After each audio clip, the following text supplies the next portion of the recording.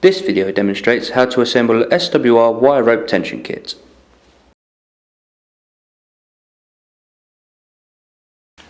Attach the eye bolts to either end of the run. Holes can be pre-drilled by SWR on request. Open the turnbuckle halfway. For ropes over 10 metres we recommend opening 3/4 of the way. Attach the turnbuckles to the eye bolt at the start of the run. Thread the wire rope through any intermediate posts. Cut the wire approximately 20 mm from the outer edge of the end eye bolt. To fit the self-assembly fork, slide on the jaw housing onto the cable. Slide the jaws onto the cable, leaving equal space between the jaw sections. Place the pressure ring on the end of the cable.